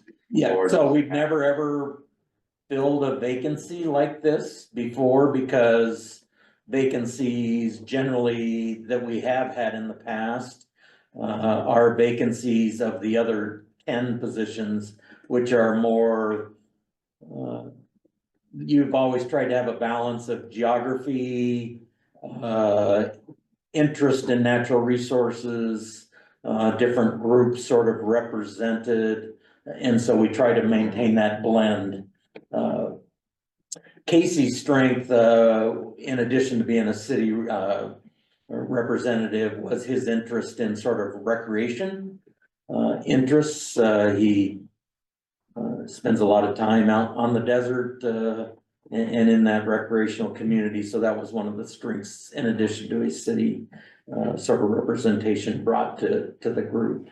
But we've never filled we've never swapped, because we don't really have a position dedicated to, let's say, Oregon Hunters Association or to the wild horse folks, or that we might think that when we go after somebody, we want to make sure we have those entities sort of kind of represented, because that helps spread the word depending on what the group is doing. So this one is unique. How we fill positions is how the county has always filled positions, which has evolved over time since 2018. But our last positions we did fill went through the 30-day public notice, went through the advisory committee reviewing those applications and making recommendations to you, and you guys making the appointments. So that is for all the other positions, whether they're vacated before a term ends or at the end of a term and being reappointed. That's the process we filled. And when the one thing that is similar is that when we fill a position that's been vacated in midterm, where you've only appointed them to finish that term, you've not given them the full 4 years, which is spelled out in the bylaws that each term is a 4-year term. And that's really because we want to keep terms staggered. We don't want to be reappointing all 11 people every 4 years, because that creates a lack of continuity. Perhaps we run the risk, so. Well, and then you get too many at one time, you can. Yeah, we try, I think they're divvied up pretty much, that there's, I think in 1 year, there's 2 terms expiring, everybody else is 3 or 4 terms in that 4-year cycle. So I personally, I think we should just go with our original process of putting it out for the wider community, and if the committee wants to add an additional person from the city, they should choose that person from the city. But I think you should, unless it's just right in the bylaws that the city has a spot that they help fill. Yeah, I well, think so it's- there's not technically a spot to fill. Casey hasn't tendered his resignation. His term expires December 31 and this is a swap. This isn't, we're not filling a position. If Casey were to tenure his resignation, then You would have an opening. You I have- would have an opening. You have no opening at this time. He is just asking you to accept Shane as his representative. Yeah. That is basically what's going on right now. Yeah, So we're being asked to accept Shane as Casey's representative. There is no opening. So that's basically what we're being asked, which is, yes, a sticky situation. But I mean, I think if we had a conversation with Casey and said, we'll drop out, have people apply, and, you know, obviously. The board wants somebody from the city, so it would be a good idea for somebody in the city to apply.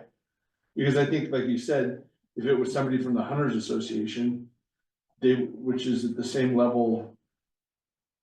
Bylaw wise as the city at this point, they wouldn't be able to say, well, John's gonna step back and John's son's gonna step in and take over that term. And so I think we need to Yeah. treat all the different groups. yeah, like I said, we've never, other than the discussion around the importance of having a city representative, there's never been discussion about any other sort of specific group being represented on the advisory committee. What I said was we try, when we recruit and or select, we try to make sure that we Yeah. cover the breadth Yes. of geography, location where people live, to improve sort of communication amongst different audiences. We look at what other organizations in the community they belong to, again, primarily to make sure that as we reach out, we sort of rely a lot on word of mouth. What are the issues? How do they come filter back to the advisory committee, that kind of stuff. And so the more fingers we have out into our residents, the better informed or opportunity to be timely in our response to various topics has been the goal, so. Well, I would prefer not to start that practice. Okay. That's my. But it isn't stated in the bylaws, like, it's just like the planning commission. Ideally, you like 2 from Paulina, 2 from Palview, 2 from whatever, but it isn't stated.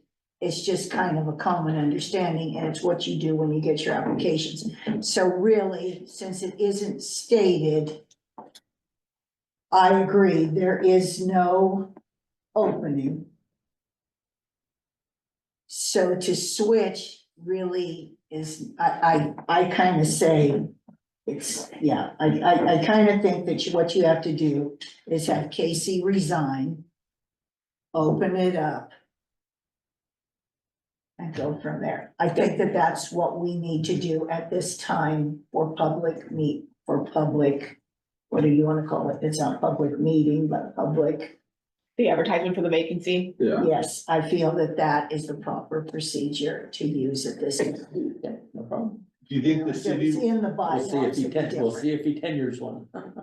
Yeah, I'm sure he and- might, but And he may choose not to, and that's okay. yes. yeah, It's nothing personal against No. either No, I understand. Shane nor the No, city, it's just that the process Yes. is opening up a whole basket of problems that we Yeah, can well, eventually. I'm not, I'm aware, you know, all the boards and committees that, you know, we've sort of had different ways of doing things, and the idea of trying to wrangle that into a common practice is. Yeah, like at COIC, they asked me that they needed a city representative on the budget committee. So I went to Steve Forrester and said, we need a city of Prineville representative, and the city decided who to send.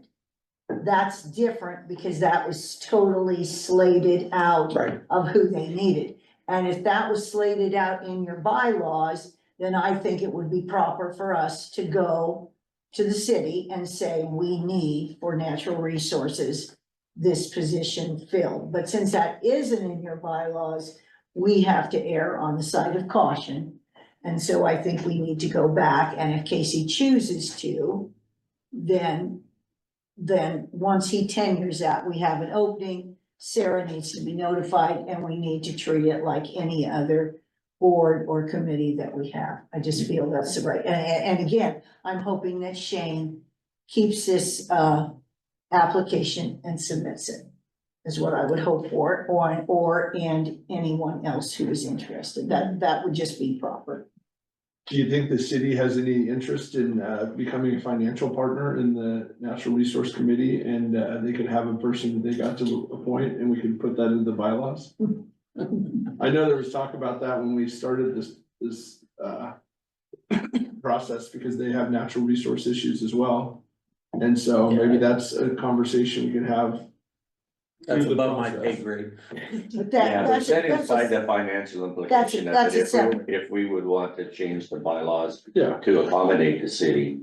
That's a Yeah, that's, separate, that's, but I'm that's a thinking that separate can issue. be, yeah. That's a totally separate Totally issue separate from this conversation. issue Yeah. here. This is just a very clear, it's not in the bylaws, we Right. follow procedure. I'm sorry, Tim, but that just seems No, like a it's cut fine. and dry to me. Yeah, no, Thanks for bringing it. yeah. But yes, I agree. And again, like I say, we would very much like him to submit his application along with anyone else. Yeah, very good. Okay. Thank you, You got Tim. it from here? Got it. Just keep me posted if we. Yeah. Advertise. Yeah. Okay, Brad, it's your turn. Any miles. Good morning. Good morning. Morning. How's everybody? Great. So I'm opening up the discussion for next week's meeting of any questions that might come arise for the chip seal. We're asking to purchase around $491,000 and some change in oil at $700 a ton delivered. And we're gonna have to appropriate a distributor to distribute that oil at about it's $350 an hour, 6-hour minimums. And I've got it roughly estimated out about $63,000. I don't like this sentence here, that's due to higher prices than predicted. Brad, that's not a good sentence. No, it's not. We want to say lower prices than predicted. Yes, the oil come in this year when we're going off of Deschutes County's RFP. We are named in that RFP to be able to purchase off of Deschutes County's RFP. It's $30 a ton more this year from the oil, so the oil prices, and then you got distribution or delivery of it, so. Yeah, so it's stuff is rising, of course. This is doing 22 miles of Juniper Canyon and Davis Loop. We're starting at the county boat ramp road, just south of it there, and working back to Highway 380. And then we're doing all of Davis Loop, that leveling course that we did last year. We're covering that up and completing that. And that'll give us a good 10-year cycle on that road for maintenance. We are doing a double chip seal on the hill of Juniper Canyon due to it's got some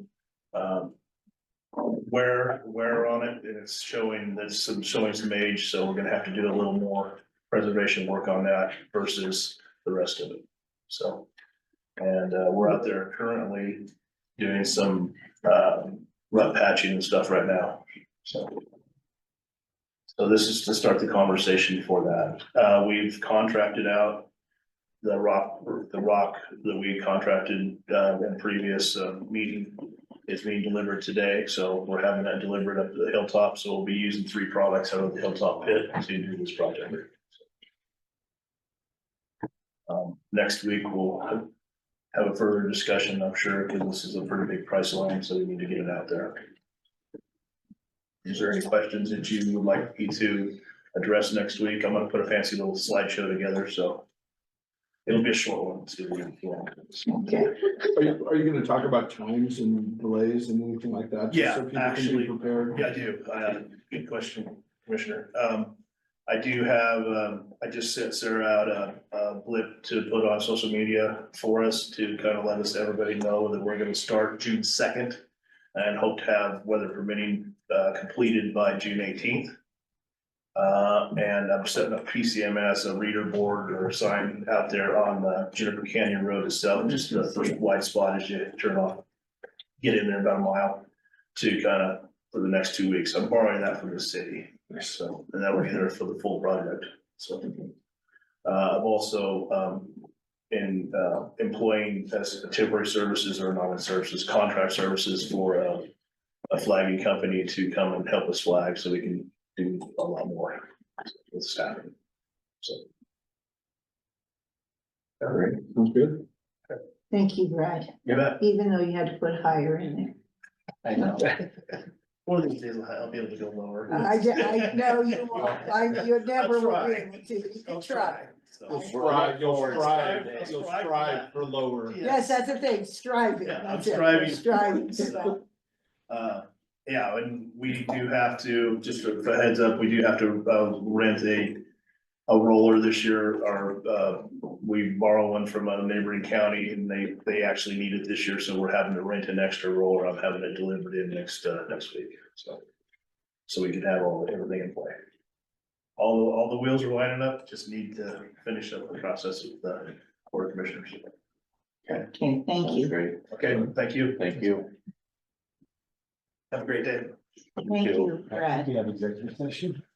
Thank you, Tim. I'll see you later. Hey, Gary. Yeah, I saw, Carrie was on, but I think she had to jump off to the meeting, so, she reached out to our office to request a letter from the Board of Commissioners, designating that she as district attorney has authority to submit this application for the CAMI grant. That's child abuse multidisciplinary intervention. This is, a new iteration of a contract the county has had for many years. I couldn't tell you a lot of the details of what it's for, but it is for medical assistance and for forensic examination. So as I understand it, this money is to help with two very important issues that the DA's office confronts. One of them is to gather evidence which may be used in the future prosecution for child abuse perpetrators. And second, it is to provide help to those potential victims themselves. As you can imagine, that is a fraught prospect. The last several iterations have been close to, if not over, $100,000. I don't know what this future iteration might end up providing, but as you know, the costs are certainly not going down, so every little bit helps.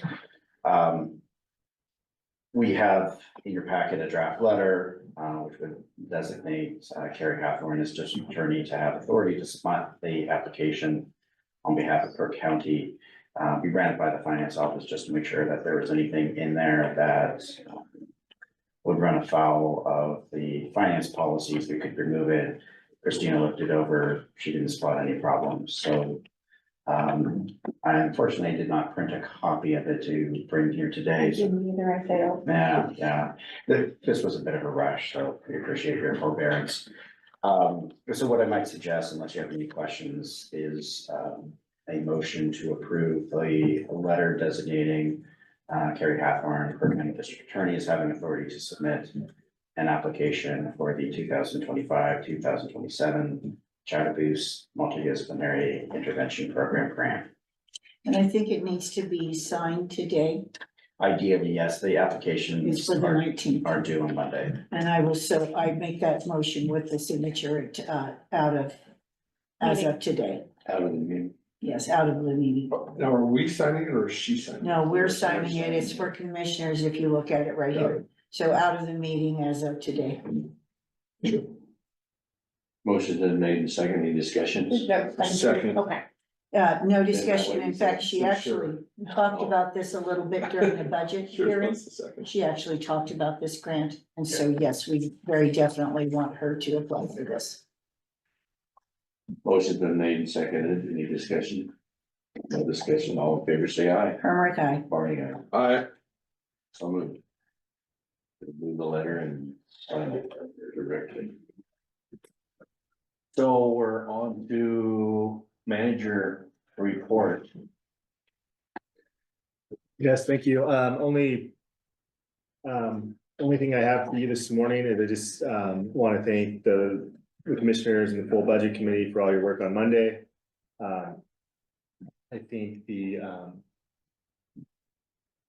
process went well. I appreciate everybody putting in the time and effort that led to, the approval of the budget. I want to thank all the department heads again for their work on, their respective budgets and helping us put that all together. And of course, the budget team, Jamie and Christina deserve a big shout out for all their hard work on putting the budget document together. So I just wanted to note that, that was a successful day on Monday, and, we will be bringing the budget back to the board on June 11th for adoption. Great, thank you. Thank all the staff for their diligence and work and thank you because you put a lot of effort and time into the budget yourself. It was a great learning experience for first year county manager, so I appreciate the opportunity. Okay, anything else? That's all I have for you this morning. Anyone else? I wanted to thank Will for, coming up with a checklist for the OGAC. Public meeting rules and distributing that to all the different departments.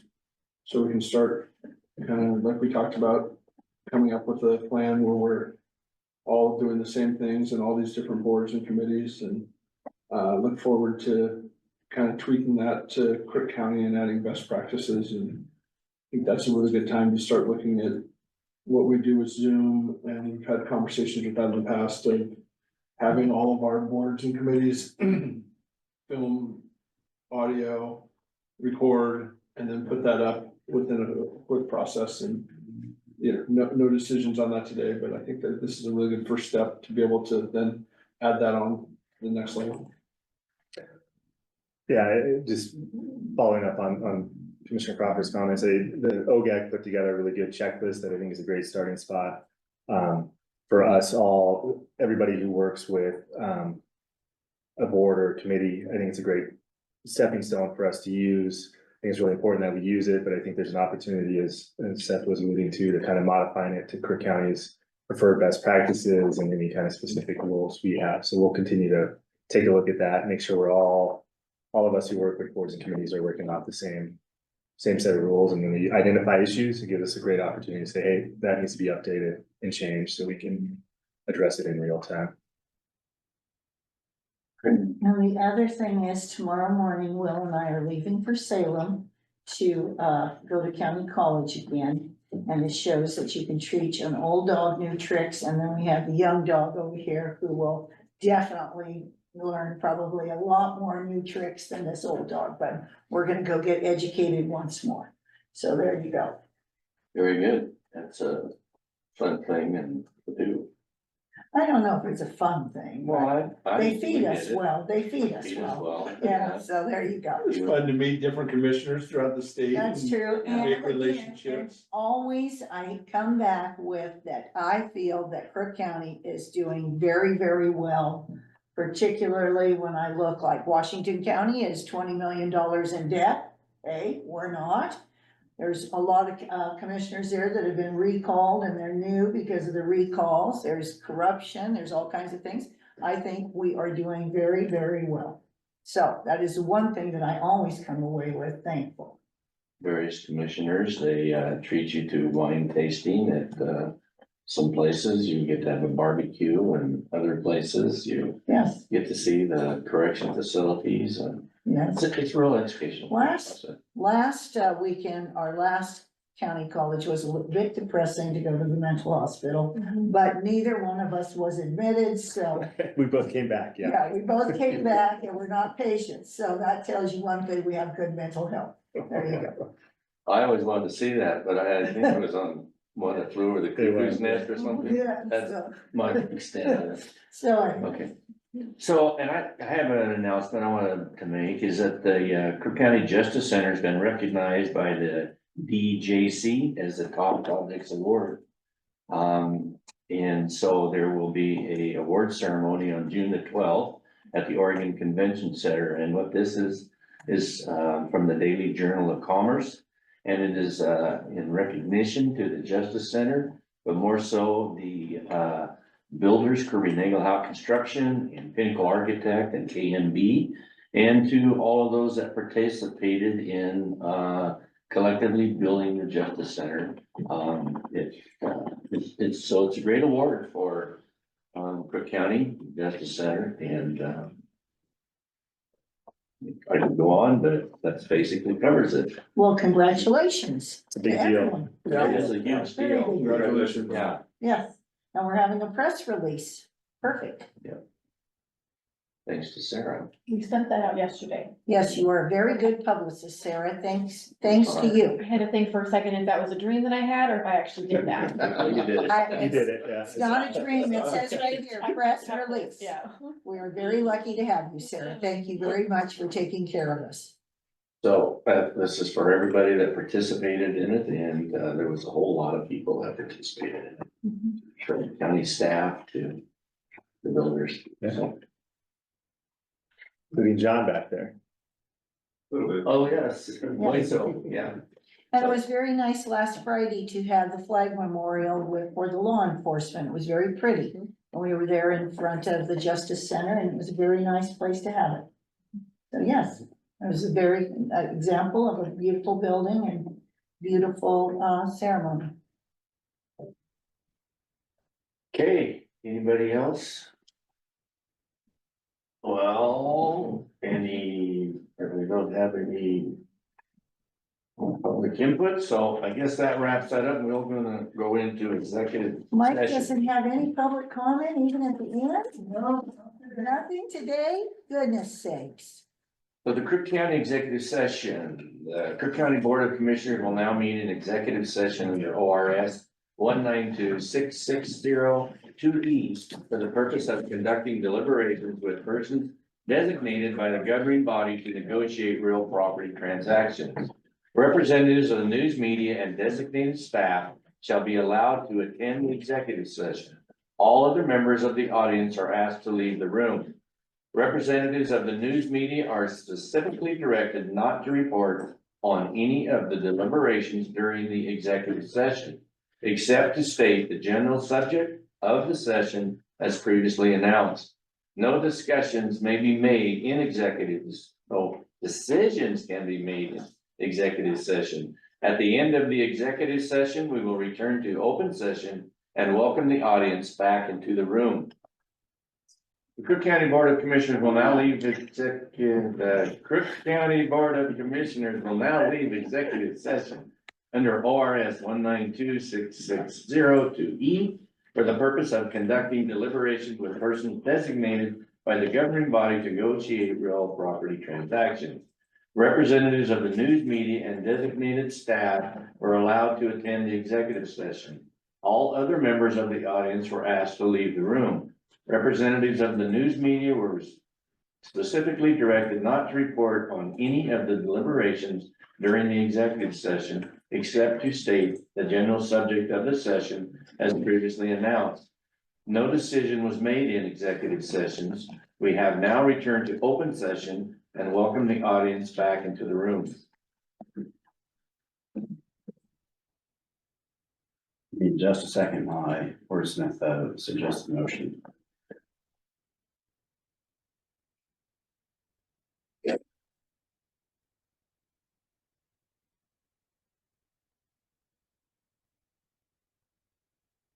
So based on the executive session discussions, what I might suggest is it going to be a bit lengthy, so a motion to direct staff we correspond with the counterparty as discussed in the executive session. And if the counterparty agrees to authorize signing of the lease outside of the meeting. So moved. Second? Motion been made in second, any discussion? All in favor, say aye. Irma guy. Aye. So moved. Anything else? Any further business? Anybody meeting adjourned?